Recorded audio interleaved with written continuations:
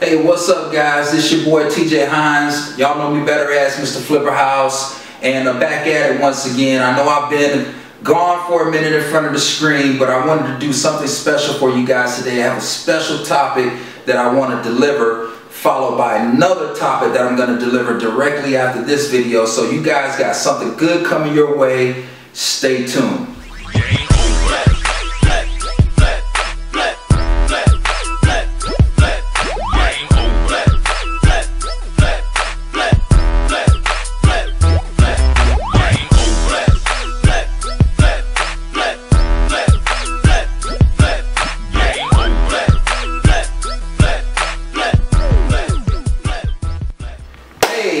Glad you guys stuck around. I got a very special treat for you. Hopefully this can give you some type of motivation to uplift yourself moving forward in whatever it is that you want to accomplish. Hopefully it's real estate. Real estate has been a vehicle designed and proven over the past hundreds of years.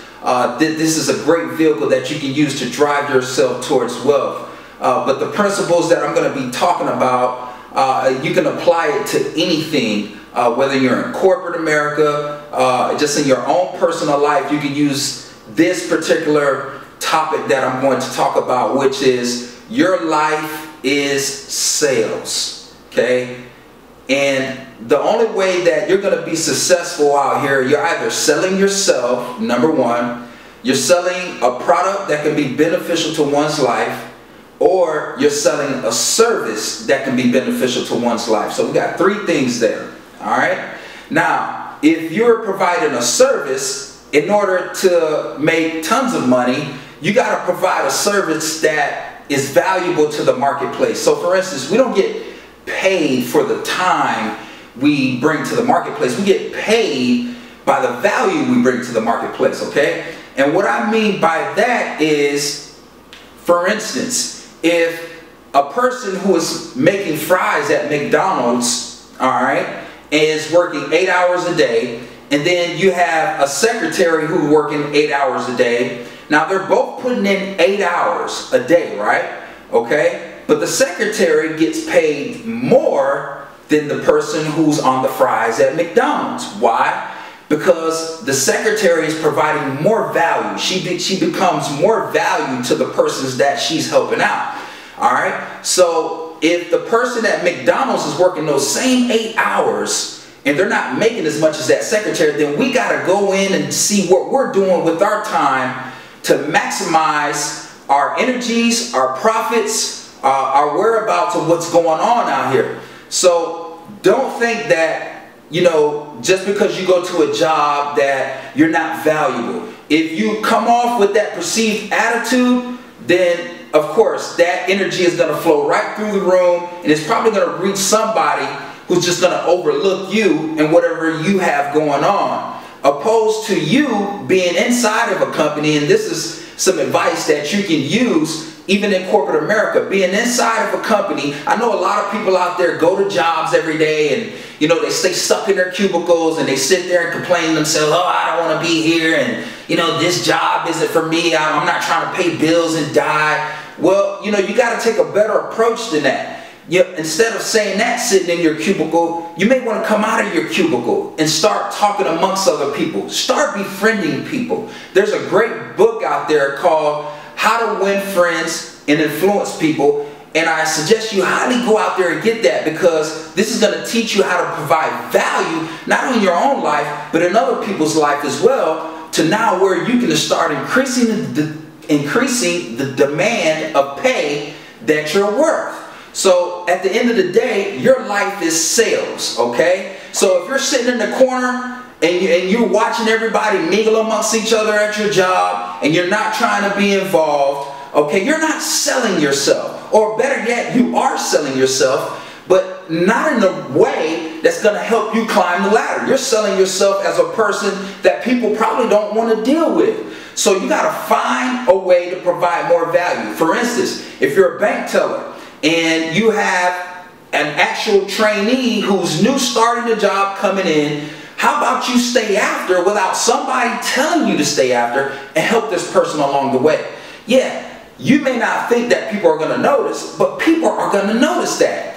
And you have to continually to do stuff that your boss or your manager is not telling you to do. This is how you provide more value to the marketplace. So for instance, if I got a general surgeon who just does, typical surgeries, say, I have blow out my ACL, or, I broke my leg, that's really just a general surgeon, opposed to now you compare that person to the heart surgeon. Okay, who's providing more value? Is it the heart surgeon, or is it just the surgeon in general doing, general surgeries? It's the heart surgeon, because he's servicing people's life in magnitude.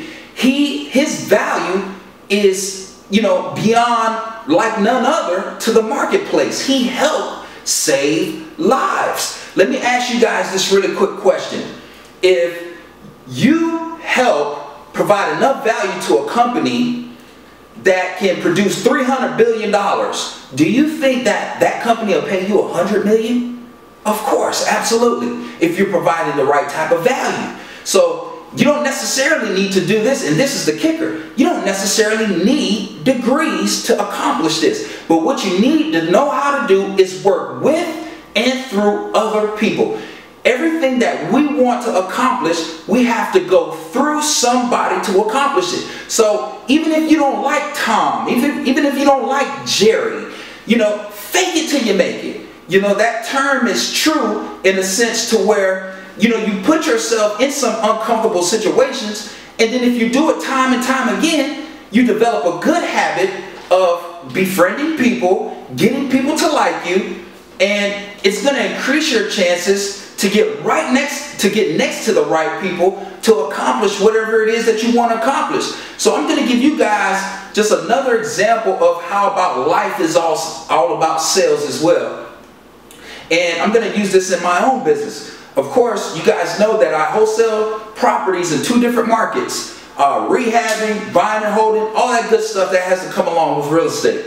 Now, knowing that I target a lot of private sellers, guess what? I'm not the only person who's sending them a letter or postcard wanting to buy that piece of property that they have. So how am I going to make myself different from my competition to set myself apart from the competition? Well, you got to craft your message a little bit differently than others, other than say, we buy houses cash. Get out there and say something such as, and give something personal, to the people.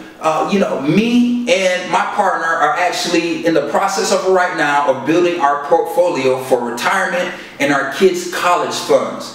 We buy houses, then you go into your slang. So now you're providing something different. Now you get a little bit personal with the people out there, and they start to really resonate with you. So you're going to have to learn how to build rapport and work through other people, because at the end of the day, why are they going to choose me opposed to choosing this other investor who wants the same property that may have sent them a letter or a postcard? Life is all about sales, guys, and the type of value that you bring to the marketplace. Okay? And let me tell you something else before I go ahead and let you go. All right? General knowledge gives you a good foundation, of course, to know how to go about moving throughout this society, okay? But specialized knowledge pretty much separates you from the people that have general knowledge. Specialized knowledge is something that could be beneficial to a lot of people in multitude and magnitude. For instance, I help mentor people. When I'm buying these properties from people, they're in distressed situations. I have to figure out what type of situation they are in. Therefore, I create a solution to their problem, which gives me more value that I can bring to the marketplace. Well, you say, well, I don't have all that stuff. Well, how are you going to be able to get more and bring more value to the marketplace? You're going to have to educate yourself. You're going to have to open up a book, what most other people don't do. The average American reads 1 book a year. So if you can manage to read anywhere from 5 to 10 books a year, you're ahead of the curve. You know more than most. Now then again, don't go out there and start reading stuff that's going to pollute your mind or put you in a position where you can't grow. You have to read self-development, self-help books that's going to allow you to grow within yourself. So that's how you're going to be able to provide more value. This is how you're going to be able to sell yourself more. And then in turn, if you're selling yourself more in this world of sales, then guess what? You increase demand in your pay, you bring more value to the table, and more people want to be around you simply because you can provide a lot of value. Alright, so that's the topic that I wanted to bring to you. I want you guys to stay tuned because I'm going to drop another video shortly thereafter this one is over and give you guys something else that you can think about, and hopefully it can help you move forward not only in your life but in your business, and it can help you move forward spiritually as well. So this is your boy TJ Hines, Mr. Flipper House. If you